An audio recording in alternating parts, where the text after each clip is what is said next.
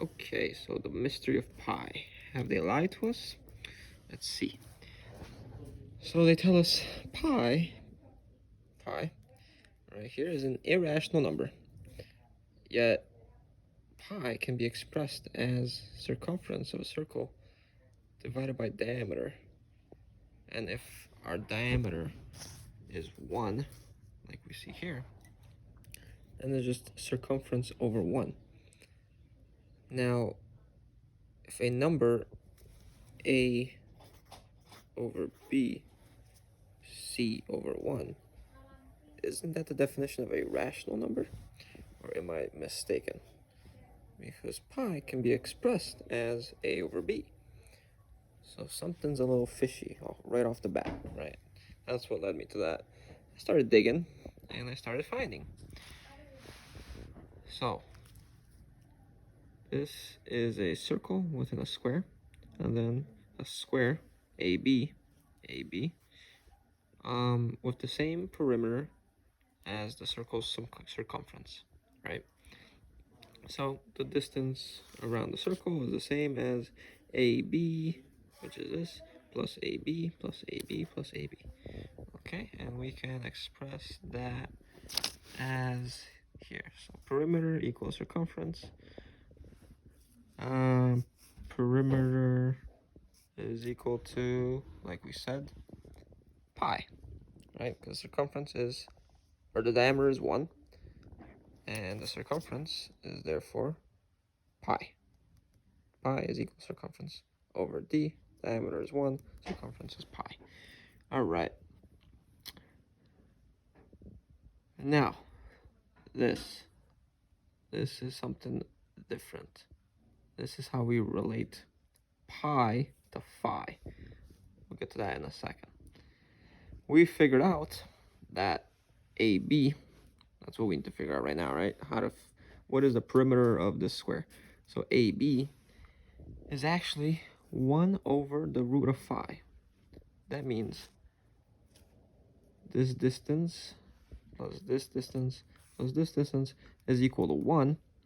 But in order to find this distance, the ratio is actually phi, and or root of phi, and we have to divide by the root of phi, which gives us 0.78615. And the perimeter is 4 times that, which would be 3.1446 0551102931144, and then only the 3144 actually repeats, but it keeps going. Now this is all demonstrated a lot better on Jane 108's Academy channel, YouTube channel, but I'd like to present my own perspective as well. Simply, did not mention what I stated here, and I think I go a little bit deeper. So in order to relate this square, right, this square, to this circle, then we equate them. We have this, which technically, if you calculate all this, we have 4 over the square root of phi. That is the equation to get this. And that really just involves proving this, which is the relation of this circle to the bigger circle. And Jane 108 explains this as this being a 8 by 8 square and this being a 9 by 9 square, and relating these will get you phi as the base of the relation. So the perimeter of this, which is the square, is equal to the perimeter of the circle. We know that diameter is 1. So it just takes canceling that out, and pi equals 4 over the square root of phi. So really, pi is a derivation of phi, right? It's based on phi. And phi is equal to this equation. If you do this, you'll get the exactitude of phi, 1.618033, and it goes on, right? And phi is based on 5, which is why they these all sound so similar. But somewhere along the line, some dude's like, or not some dude, rather, I believe, you know, the controller, whatever, the people we've given our power away to, decided to, hey, let's mess with the math a little bit and tell them, yeah, pi is actually a number that you can't solve for. So, you know, we've gotten approximations of pi, but we've never actually got the exactitude of the number 3.1415. Like, you can take any number, divide it, and you will never get that number. I don't know how they came up with it, but that's why they consider it irrational. But rather, if you plug all this in, like I did here, pi is equal to 4 over the square root of 5, so that means pi is equal to 4 divided by square root of this, which, if you work it out, you get, where did I come with this? 4 times the square root of 2 over the square root of 1 plus the square root of 5. And if you do all that, you come out to this number. Okay, and that's how we got the circumference. It's the same as the circumference, both equal to the true pi, which is 3.14460551100293144, and then the other numbers are different. Now, the only way that I know of, that I'm sure there might potentially be other ways, to get such a weird number of a seemingly random sequence of numbers, right, is through roots, right? That's how you would get a number that doesn't have a pattern that it follows, right? If you divide 1 by 2, you get 0.5. 1 by 3, you get 0.3333. 1 by 4, 0.25. 1 by 5, 0.2. 1 by 6, you get 0. Blah, blah, blah, blah, and repeats. 1 by 7, same thing. These are repeating. They have some sort of pattern. This, the 3.144, or the 3144 repeats after the 29. So it goes 029, 3144, and then more numbers come up. You can calculate it yourself. You'll see what I'm talking about. And then we get to the mythical and infamous squaring of the circle. Oh, it's physically impossible to square the circle, so they say. Now, if you find anything wrong with any of this, feel free to comment below. But let's, and here you'll see I did the doubling the cube. In math, they say, oh yeah, well, technically a computer can do it, but we can't. Well, why can't we? I'm so confused.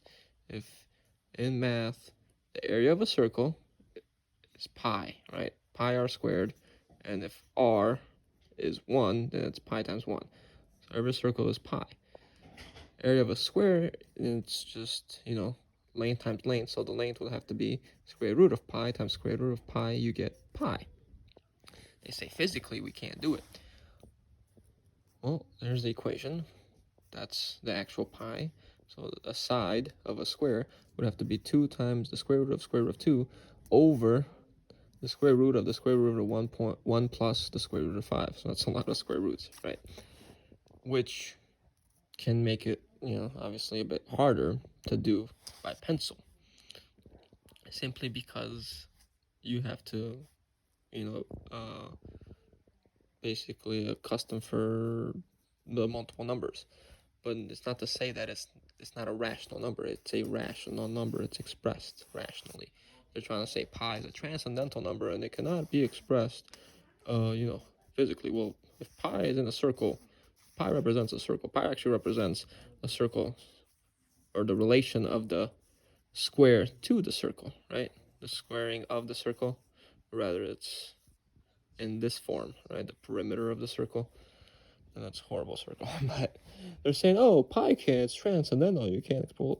Dude, you're basing the circle, right? What they've done, when we can't express it, what they've done is they've changed, let me actually draw this out, but here, right here. They've changed the relation of the diameter, or the radius, but the diameter, because it's the side of the square, this is equal to that, right? They've changed the relation of this to that. So if they give you a number that's a little bit off, the calculation still you know, approximate. But then to recreate this based on this is then impossible because they messed up the numbers. Okay. So I hope you learned something or understood something. You don't understand it because that means you stand under. So I would shy away from that expression. You understood it. Hopefully this, you know, connected with you. In my opinion, this is a more harmonic, or this is, yeah, a harmonious frequency. And like Jane 108 says in his videos, the reason our cell phones, the reason our structures are causing these vibrational kind of siphoning off of us, attacks on us, is because they're not harmonious with our true nature. And even if you look at other channels with sacred geometry and things like that, the geometry we are presented, if you may have heard of the Flower of Life, of Metatron's Cube, these things are not necessarily vibrationally harmonious with our essence. They make up this physical reality, but we exist spiritually as well. And they are not, in my opinion, the true codes of creation. Anyways, that is a completely other topic, but hope all this made sense. And leave a comment below suggesting, you know, or making any suggestions or suggesting any advice. All right.